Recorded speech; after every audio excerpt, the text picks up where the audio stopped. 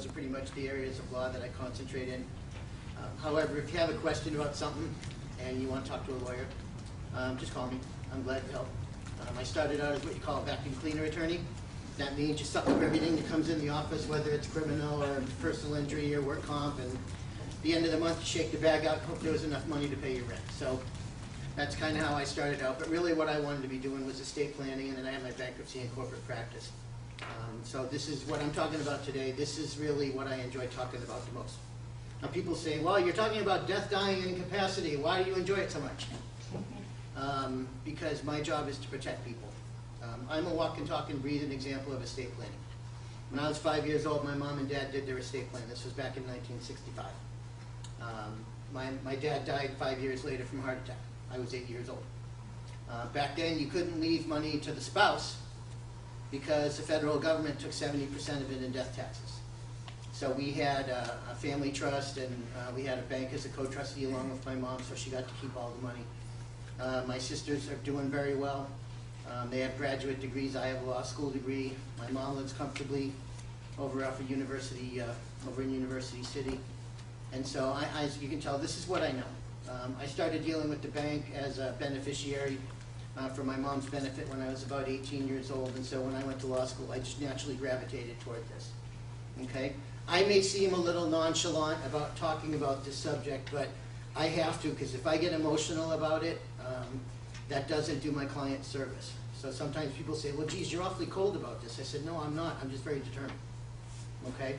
So, you know, what we're going to be talking about today is death, dying, and incapacity, but just the kind of person I am, I always like to start off with something funny. Okay? So there are these two guys, Bill and Dave, and they're big baseball fans. And so they're wondering, you know, when they die, they're going to be baseball in heaven.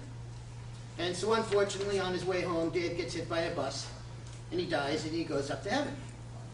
And St. Peter comes walking up to him, and he goes, Dave, you look a little lost. What's going on? He said, oh, well, St. Peter, I just got a question. Well, what is it, Dave? He goes, well, is there baseball in heaven? And St. Peter says, oh, yeah, we got day games, night games, doubleheaders, you name it, we got it. Oh, phew.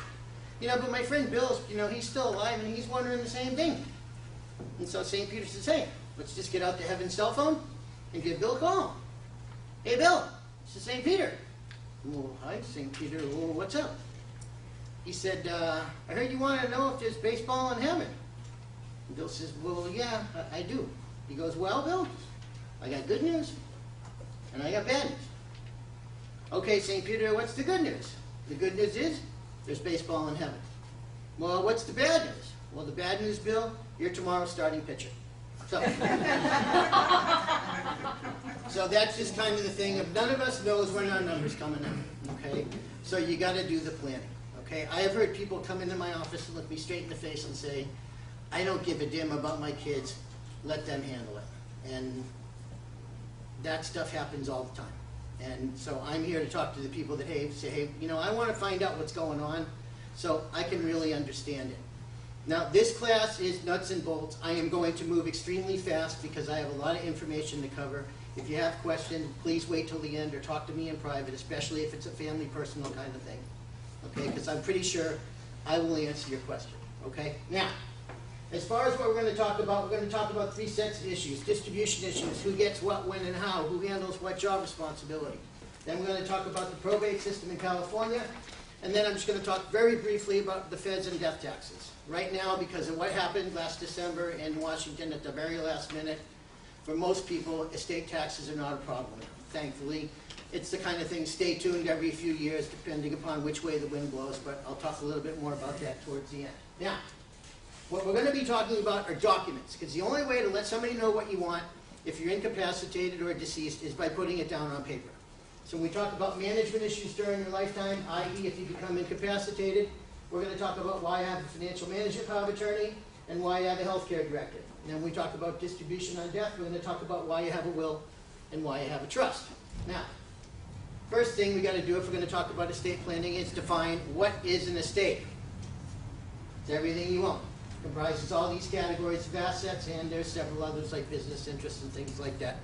But these are the big ones. Now, some people have a lot of real estate, some people have a lot of investments, some people have a lot of money in 401ks, some people have a lot of personal property and collectibles.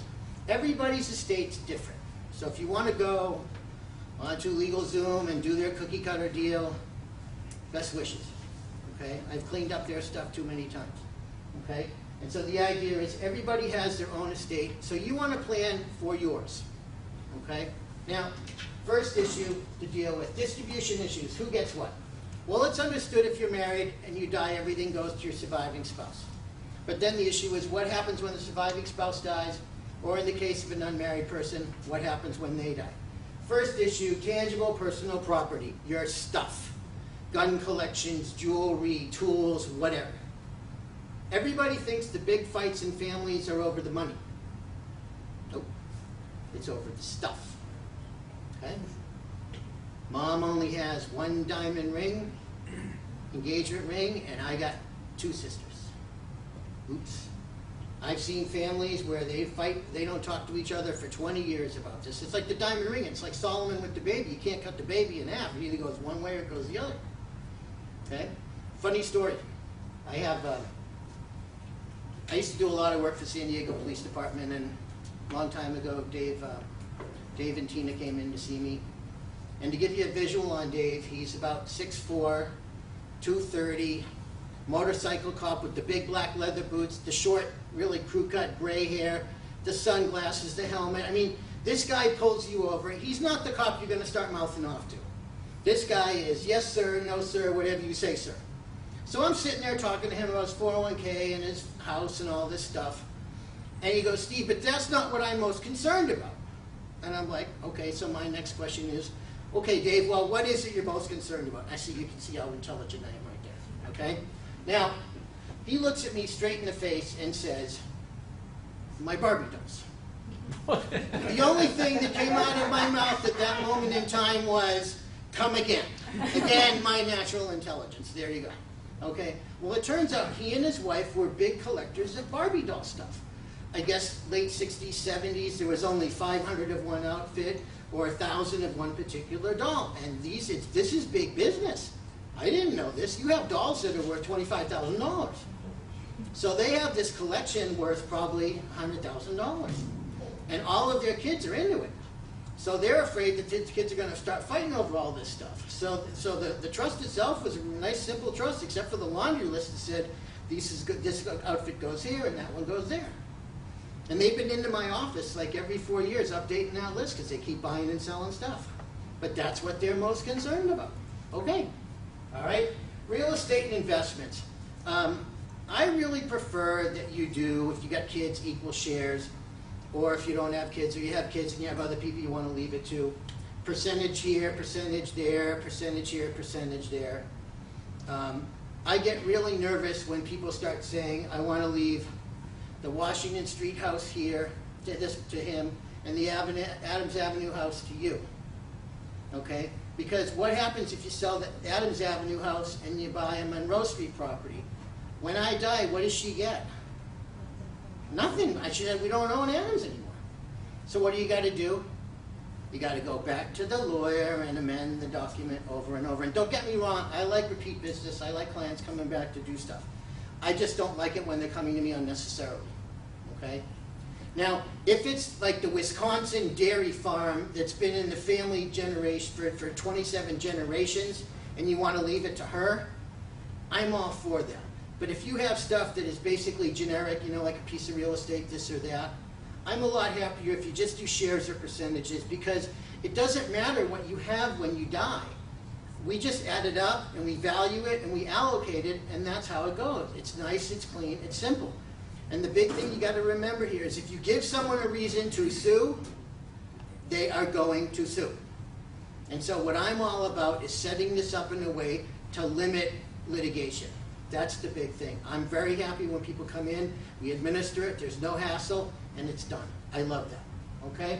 Now, special needs concerns. That has to do with Down syndrome, you know, other forms of mental retardation, physical disabilities, quadriplegics, all those kinds of things. Okay? What special needs basically means is welfare. We're talking about Social Security disability, otherwise known as SSDI, and Medi-Cal, okay? Those are welfare benefits. They don't like to call them that, but that's, you know, really what they are, okay? you have to be indigent in order to receive those benefits. So if you're a beneficiary of somebody's estate and they die, are you still indigent?